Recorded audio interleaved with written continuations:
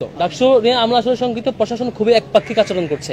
একপাক্ষিক আচরণ এই অর্থে আমরা দেখেছি বিশ্ববিদ্যালয়ের একজন প্রার্থী বিভিন্ন জায়গায় তার খাওয়া দাওয়ার আয়োজন, নানান আয়োজন পরিচালনা করার পর যখন শেষ হয়েছে তখন আমরা সার্কুলার দেখতে পেয়েছি এখন থেকে খাওয়া দাওয়া করানো যাবে না। সার্কুলার আপনারা দেখেছেন, আপনারা হলে খোঁজ নিলেই পাবেন যে নানানভাবে খাওয়া দাওয়া 2-3 জন নিয়ে বিরিয়ানির আয়োজন কারা করছে।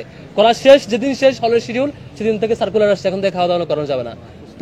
তারপরে কালার প্রিন্ট নাকি দেওয়া যাবে না। কালার প্রিন্টের পোস্টার ওই যে নির্বাচন আচরণবিধিতে লেখা আছে কারো কালার প্রিন্টের পোস্টার প্রচারণা পোস্টার দেওয়া যাবে না। আপনি এখন ঘুরেন একটা নির্দিষ্ট প্রার্থী দেখবেন তিনি কমল মেডিয়েট বা বিভিন্ন নামে বিভিন্ন ক্যাম্পেইন করেছে, সেগুলোর পোস্টার এখনো সারা ক্যাম্পাস ঘুরছে।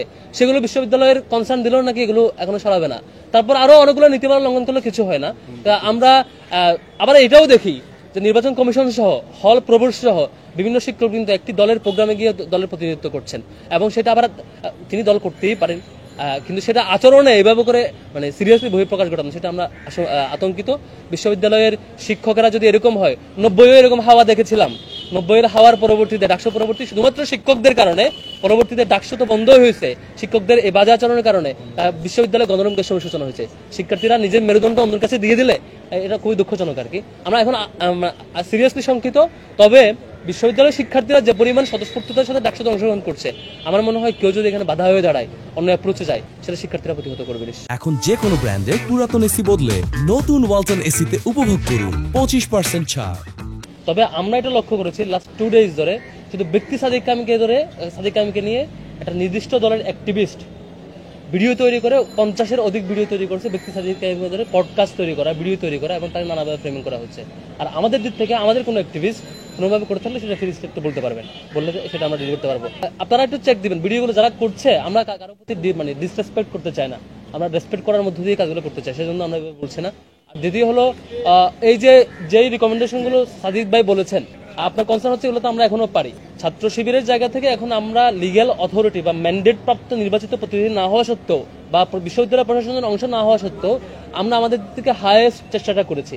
আপনি ভেরি রিসেন্ট দেখেছেন অনেকগুলো প্রজেক্ট পরিচালনা, ইভেন শুধুমাত্র এই মাসের আমাদের অনেকগুলো প্রজেক্ট ছিল। ডাকসু নির্বাচন হওয়ার কারণে আমরা প্রজেক্টগুলো বাইরে নিয়ে আসি না, তখন বলবেন যে নির্বাচনের কারণে করছি।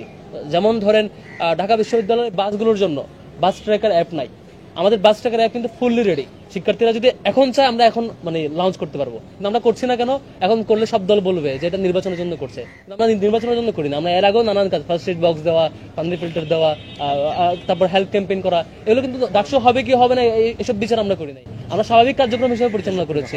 আমরা 63 দফায় বলেছিলাম, অনেকগুলো দফা দিচ্ছি। একটা বড় দাবি ছিল যে শিক্ষার্থীরা যারা সিট পায় না তাদেরকে অবশ্যই আবাসন ভাতা দিয়ে আপনি ক্লাস শুরু করবেন, অন্যদের ক্লাস শুরু করতে পারবেন না। সেটা আমরা প্রেশার দিয়েছি, কিন্তু আমরা অথরিটি না বলে বেশি প্রেশার দিতে পারি নাই। আমরা নির্বাচিত হলে সেটা নিশ্চয়ই প্রথম মাসে প্রথম কাজ থাকবে সবার আবাসন ভাতা নিশ্চিতভাবে এটা দিতে পারা আর কি। যেমন আরেকটা বিষয় যে আমাদের স্যানিটাইজেশনের ইস্যু আসছে, আমরা ফিমেল আমাদের ছাত্রী বোনদের জন্য প্রত্যেকদের জন্য ওই যে প্যাড নেওয়ার জন্য আমাদের ভেন্ডিং মেশিন আমরা ব্যবস্থা করেছি। ভেন্ডিং মেশিন এখন রেডি, সবগুলো রেডি, তৈরি করা রেডি। এখন আমরা দিচ্ছি না কেন? এখন দিলে বলবেন আমরা ডাকসুর জন্য দিচ্ছি, এই জন্য আমরা সবকিছু রেডি। এখন যদি বিশ্ববিদ্যালয় প্রশাসন বলে যে এখন দেন, আমরা এখন কল করলে 5 মিনিটের মধ্যে মেশিন তৈরি করা রেডি, একেবারে প্রস্তুত।